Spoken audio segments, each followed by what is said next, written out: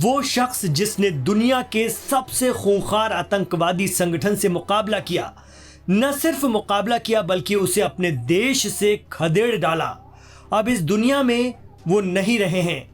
मुस्लिम बहुल अफ्रीकी मुल्क नाइजीरिया में लगातार 2 कार्यकाल पूरा करने वाले और अपने दौर में नाइजीरिया को भ्रष्टाचार के दलदल से काफी हद तक बाहर निकालकर उसे पटरी पर लाने वाले पूर्व राष्ट्रपति मुहम्मदू बुहारी का इंतकाल हो गया। वो 82 साल के थे।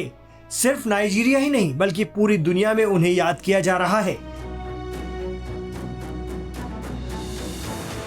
साल 2015 में मुहम्मदू बुहारी ने मुस्लिम अक्सरियत वाले देश नाइजीरिया में राष्ट्रपति पद पर निर्वाचित होकर इतिहास रच दिया था। ये पहला मौका था जब विपक्षी पार्टी के किसी उम्मीदवार ने शांतिपूर्वक सत्ता संभाली थी।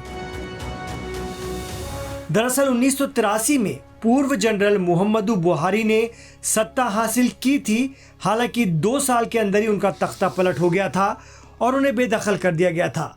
इसके बाद वो दोबारा 2015 में चुनाव जीतकर राष्ट्रपति बने और देश की स्थिति को बेहतर बनाने के लिए कई वादे किए, उस पर अमल भी किया। बुहारी उस समय सत्ता में आए जब देश में बदलाव की सख्त जरूरत थी। Aim right, achieve big. At KR Mangalam University, we provide you the platform to turn your dreams into reality. At KR Mangalam University. अपहरण और बम विस्फोट की घटनाएं नाइजीरिया में आम हो गई थीं। इसके लिए कट्टरपंथी दहशतगर्द तंजीम बोको हराम को जिम्मेदार ठहराया जाता है, जिसका पूर्वोत्तर नाइजीरिया के बड़े हिस्से पर कंट्रोल था। नाइजीरिया में आत्मघाती हमलों का दौर भी शुरू हो गया था। ऐसा ही एक हमला जुलाई 2014 में देश के उत्तरी इलाके में मौजूद kaduna शहर में हुआ। इस हमले में मुहम्मदू बुहारी को निशाना बनाया गया था। उस समय वो विपक्ष में थे। बुहारी इस हमले में बच गए थे, लेकिन दर्जनों लोगों की जान गई थी। उस दौर में हिंसक घटनाएं चरम पर थी नाइजीरिया में। मुहम्मदू बुहारी इस क्रूरता को खत्म करना चाहते थे। कहा जाता है कि बुहारी के दौर में नाइजीरिया को इस दहशतगर्दी से काफी हद तक निजात मिली। मुहम्मदू बुहारी ने 2 कार्यकाल पूरे करने के बाद खुद पद छोड़ दिया और कहा था कि टिनुबू राष्ट्रपति बने। देखा जाए तो उन्होंने खुद नाइजीरिया की कुर्सी का त्याग कर दिया।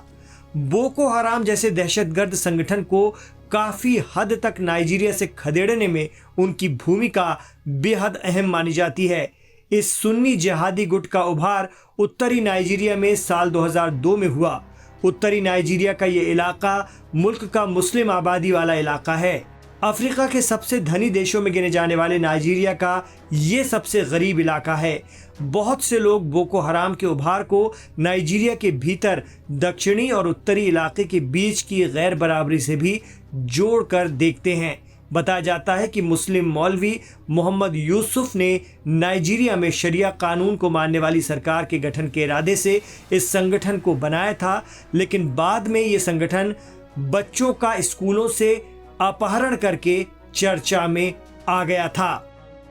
तो ऐसे में बोको हराम को नाइजीरिया में दबा कर रखने वाले मुहम्मदू बुहारी का जन्म 17 दिसंबर 1942 को कटसीना राज्य के डोरा में एडमू और जुलेहा बुहारी के घर पर नाइजीरिया में हुआ था। पिता जल्दी दुनिया से चले गए, इसलिए बुहारी का पालन पोषण उनकी मां ने किया था। 1966 से लेकर 1985 तक उन्होंने नाइजीरिया की फौज में सेवाएं दी और उसके बाद आगे बढ़े। एक बार तख्ता पलट कर राष्ट्रपति भी बने, लेकिन बेदखल हो गए और फिर चुनाव जीतकर नाइजीरिया को संभाला और बोको हराम को काफी हद तक नाइजीरिया से खत्म किया। भारत में भी उनके निधन पर अफसोस जाहिर किया गया है। पीएम नरेंद्र मोदी समेत दुनिया भर के नेताओं ने उनके इंतकाल पर दुख का इजहार किया है।